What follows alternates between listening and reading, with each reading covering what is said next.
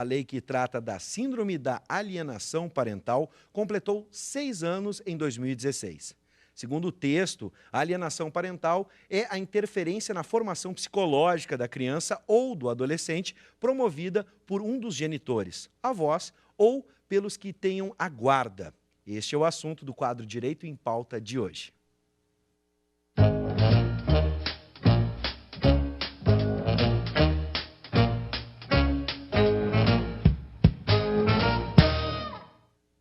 Pesquisas realizadas no Registro Civil em 2014 mostram que, em 10 anos, a taxa de divórcios cresceu 160% no Brasil. Por isso, há a possibilidade de aumento da síndrome da alienação parental no país. Boa noite, professor Paulo Regis, sempre do meu lado aqui. Boa noite, Bives. Boa noite, senhores telespectadores. É sempre uma honra nós estarmos aqui juntos, tratando de um tema do direito. Nessa noite nós contamos com a professora Marina Kaiser Boscardin, que é psicóloga, especialista em psicologia forense em Barcelona, na Espanha, mestranda em psicologia do testemunho pela PUC-RS. Contamos também, como sempre, com o professor Jorge Trindade, que também é professor de psicologia jurídica, tema que casa perfeitamente com a temática que nós vamos abordar hoje. Vamos lá, professor, e vamos começar, professora, pelo começo. Né? Vamos entender o que é a alienação parental. Tentei explicar ali em uma frase, mas podemos aprofundar para as pessoas entenderem o que é essa tal alienação parental, ou até mesmo a SAP, seria a sigla em português? Assim, na verdade... A síndrome, né? Isso, nós temos que diferenciar os termos, né? Então, a alienação parental seriam os comportamentos que o genitor, né, atua, assim, na verdade, em relação aos filhos, com o intuito de afastar o filho do pai. Geralmente, porque eu digo pai? Porque na maioria dos casos que a gente recebe, são as mães que são as genitoras alienadoras. Isso não é regra. Então, existem pais também, né, que fazem alienação. A síndrome da alienação parental seria a consequência desses comportamentos de alienação. Sim. Então, seriam os comportamentos que passam a ser apresentados pela criança. Sim. Né? Seriam as consequências, na verdade, da alienação parental. Muito bem. Explicamos, partimos do princípio, não é, professor? Sem dúvida. Vamos lá. Professora Marina, e a prova? A prova, como ela é feita? Alienação parental, quais serão as consequências legais para o alienador? Como é que é feita a prova e, consolidada a prova, quais as consequências para o alienador?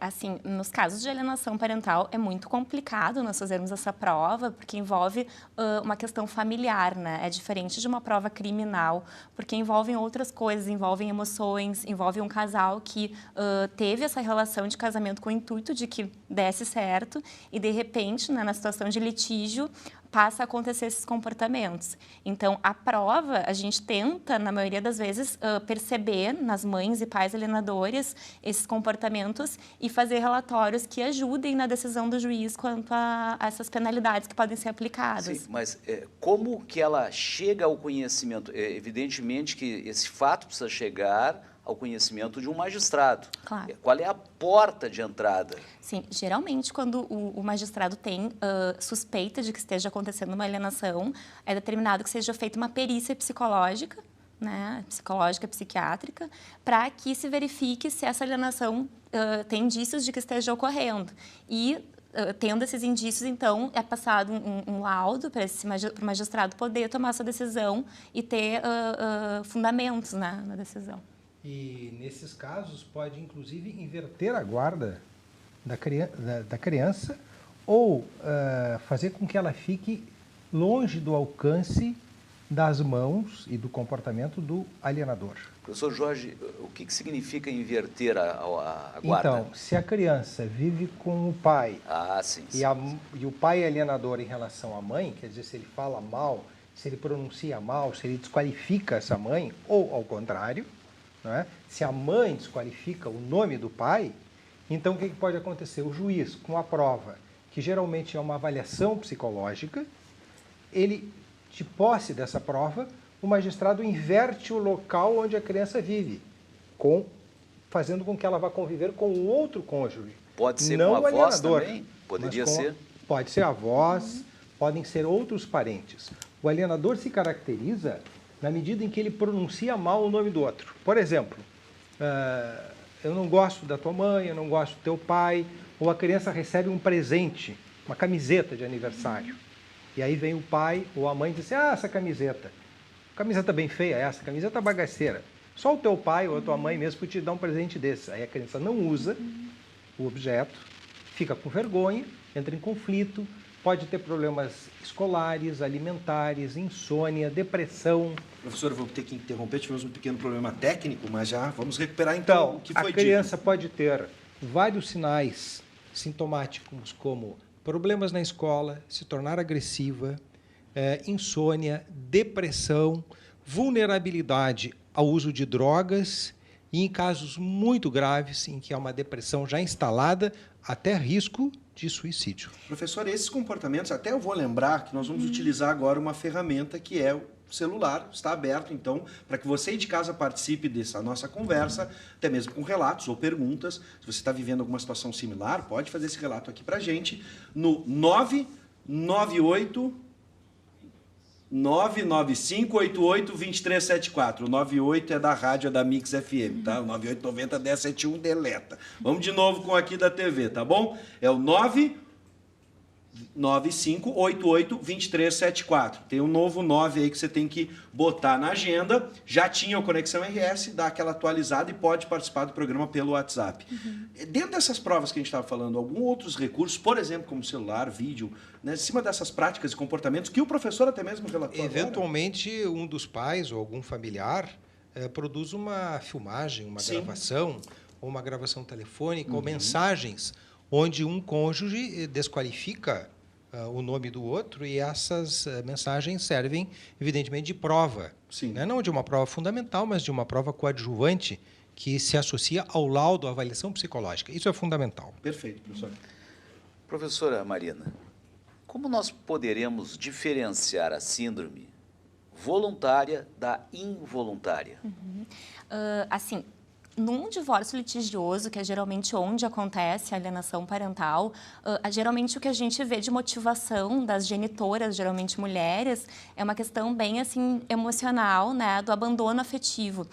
Não se diferencia a parentalidade da conjugalidade. Então, aquela mãe não consegue separar o ex-marido e ela entende ele como um ex-pai também. Então, o discurso é ele nos abandonou, né? Então, assim, muitas vezes essa questão acontece de forma inconsciente, porque é um luto mal elaborado dessa mãe ou desse pai quanto ao ex-cônjuge, né? Que não consegue ser separado sobre ele ser pai ou mãe. Esses alienadores, eles não conseguem perceber a nocividade do que eles fazem, eles não conseguem ver que a criança está sendo prejudicada e acabam pensando somente na sua vingança pessoal mesmo. Então, muitas vezes acontece de forma inconsciente, mas muitos casos a gente vê que é consciente e bem proposital. Professora, a gente citou ali avós, né, avó, ou de quem tem a guarda, como a gente citou, vale aumenta a chance, porque a pessoa que convive diuturnamente com a criança tem mais condições, mais tempo, digamos assim, de, aspas, fazer a cabeça da criança. Então, geralmente, a incidência da alienação parental ocorre na casa, na residência, no ambiente onde a criança está com o alienador. Mas importante sublinhar, chamar de culposa ou não? Não, ela é claramente dolosa. Só que, do ponto de vista de família, não se usa essa classificação, não é? Ou ela é consciente, ou a pessoa faz porque assim quer. Ela deseja destruir a imagem do outro. Final. A consequência. Às vezes, né? E o pior é assim, a Marina dizia isso muito bem, né? Que isso cria uma série de consequências, mas cria uma mentira na criança. E a criança tem que viver com essa mentira por muitos e muitos anos. E quando for adulto? Será que essa mentira, será que essa máscara, Marina, já não está presa no rosto e não dá mais para arrancar? Passaram-se muitos anos. As fragilidades que um ser já adulto, por rememorar o passado, situações de fragilidade, insegurança, E aí, a imagem do pai fica assim, né? E a gente vê que o mais grave que chega à alienação parental são as falsas denúncias de abuso sexual contra o genitor que não detém a guarda. Nós temos isso cada vez mais, né, professor? Esses casos que aparecem. Então, a forma mais eficaz, vamos dizer assim, de alienar um filho do seu pai é uma acusação de abuso, porque os juízes, na dúvida, eles vão afastar esse pai desse filho por não saberem se aconteceu ou não, porque o abuso sexual é muito difícil de detectar. Né? A gente não tem como dizer aconteceu ou não. E por ser muito difícil de detectar, é a forma mais cruel, na verdade, mas eficaz de afastar um pai do filho. Fiquei com uma dúvida agora, bem de leigo mesmo, né? A gente falou em casos de avós, de guarda, e na figura que eu tive na minha família dos dois lados. Eu sou, né, de pais divorciados, eu tinha a figura do padrasto e da madrasta. Como é que fica essa relação? Afinal de contas, muitos dos divórcios que a gente tem motivam novos casamentos, novas famílias. A gente percebe que justamente as acusações de abuso ou assim as denegrições de imagem do pai acontecem quando a outra pessoa retoma a vida amorosa. Então, eu me separo do meu marido, ele acha outra pessoa, até então não teve nenhuma reclamação daquele pai. E, de repente, quando ele refez a vida dele, então... Essa é uma característica importante da alienação parental. Porque o pai ou a mãe eram excelentes, até o dia em que acontece um episódio desses e o cônjuge, então, se toma de ciúmes, raiva, rancor, ódio e ataca o outro, mas ataca por intermédio de quem? Aí que está o problema da vítima. A vítima é uma criança. Ataca através de uma criança. Então, a primeira vítima da alienação parental, nós temos que deixar bem claro, é uma criança. E uma criança que dificilmente consegue se defender. Ela só vai perceber, aspas, a maldade quando ela for adulta, quando ela tiver consciência. Ela vai enxergar que o pai não era aquilo, não era aquele rótulo que a mãe... Ou ao contrário, ou que a mãe não era aquele rótulo que o pai, podendo se estender, inclusive, para os outros familiares, avós, parentes, tios, e às vezes até para um profissional. Um pediatra, uma psicóloga, uma professora que lida e tem influência sobre a criança. E, usando da sua influência, denigre a imagem de um dos genitores. Agora, dentro do processo que deve ser tomado a partir da constatação, por exemplo, de algum pai ou de algum familiar, né, lembrando que você pode participar, e essa com certeza seria alguma pergunta de alguém que está assistindo e passa por isso ou algo semelhante. Né? Lembrando, você pode participar no 99588-2374, esse é o nosso WhatsApp, e aí as pessoas ficam se perguntando aonde pode haver essa denúncia, né? E como pode ser, quem pode realizar uma denúncia dessa? Os próprios pais, né, professor? Os próprios pais, todos que tiverem interesse sobre o bem-estar da criança, eventualmente pode tomar conhecimento o Conselho Tutelar e fazer encaminhamentos, mas o grande porta-voz das informações sobre alienação parental que informam o juiz são os advogados, que recebem os seus clientes, conhecem o que é alienação parental, detectam indicadores de alienação parental e, nas suas petições, informam o magistrado ou entram com uma ação exclusiva para demonstrar a prática de alienação parental. Isso não é muito delicado, professor? Delicadíssimo. Agora eu me coloco na posição de vocês como advogados. Sem dúvida. É uma situação porque a gente... Vou pelo ditado aquele, em briga de marido e mulher, ninguém mete a colher. Né? O vizinho às vezes não quer se meter, e eu fico imaginando a situação do profissional que está lidando com sentimentos. Esse tema, Bives, me corrijam, professores, é um tema multidisciplinar. Verdade. Ele não pode ser tratado apenas na esfera, no estudo jurídico. Ele necessita da psicóloga, ele necessita de profissionais... O serviço social, você tem que fazer uma visita na casa, verificar as condições, o pediatra, os professores na escola. Então, realmente é complexo. Não é uma missão apenas para o advogado. Não é um problema apenas jurídico. Evidentemente que ele vai se materializar, se o processo chegar a ser judicializado, ele vai ser resolvido à luz do direito. Mas mesmo o magistrado vai precisar, em determinados casos, de um perito. Né? As partes dos seus assistentes técnicos, é isso, né? Isso. E a equipe que a professora Marina trabalha, na qual eu também integro, nós criamos, depois de um longo de estudo de quase 4.000 ou 6.000 casos de alienação parental, nós criamos uma escala que está online, que o nosso telespectador pode digitar, escala de alienação parental, e preencher ela gratuitamente para ver se, na sua família, com seus filhos, há algum indicador, não é que tenha ou não alienação parental, se há algum indicador legal de alienação parental. E, quem sabe, a partir do resultado da escala, tomar, então, as medidas que ele acha ou ela acha que são adequadas. Vamos falar de uma questão jurídica, professor Só Jorge. ressaltando, professor, que está na tela, né, a escala de alienação parental, e a gente está vendo aqui, você pode acessar pela internet, pode botar no Google, vai achar rapidamente. Então, por favor, faça aí o teste.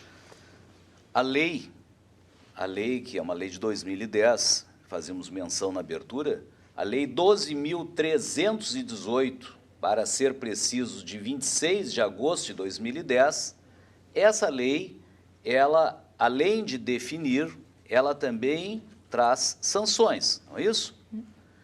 Essas sanções são sanções de dano, eu posso obter, através de uma ação judicial, o dano moral, em decorrência daquelas imputações que me foram feitas, falsas imputações? Essa hipótese, eu creio que não esteja prevista na lei de alienação parental.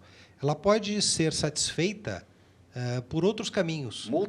Multa ou até uma reparação de natureza de dano moral. Sim. Mas isso seria uma ação própria que a vítima da alienação parental, não a vítima criança, a pessoa alienada, teria que entrar com uma ação contra o alienador para ressarcir-se e até mais.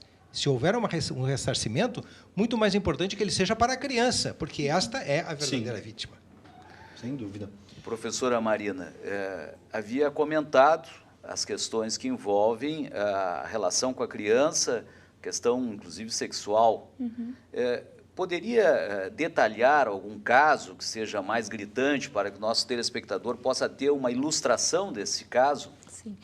Os casos de denúncia de abuso sexual infantil, eles começam de uma forma muito sutil, na verdade, né? Então, são fragmentos de acontecimentos que são tomados como sinais do abuso sexual. Por exemplo, então, na escola, a criança desenhou com uma cor um pouquinho mais escura do que o habitual.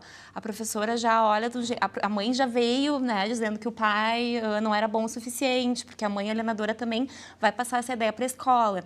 Então, assim, essa professora já está com esse alarde, né, com essa questão muito viva. Ela pode ver isso como um sinal, avisar a mãe dizer, viu, realmente tem um abuso. Durante o banho, ela mexe nas partes íntimas de um jeito estranho. Então, a mãe vai começando a pegar detalhes, né? Tem casos mais graves que a gente vê que as próprias mães infligem danos físicos às crianças para poder provar o abuso, né? A gente tem diversos casos, na verdade. Agora, lembrar de um, professor, de um só. Eu tenho uma pergunta aqui bem interessante da Raquel de Viamão, que mandou para o 995-88-2374. Ela pergunta o seguinte: o pai, quando não visita o filho regularmente como deveria, seria caso de alienação parental? Não. Isso é abandono afetivo.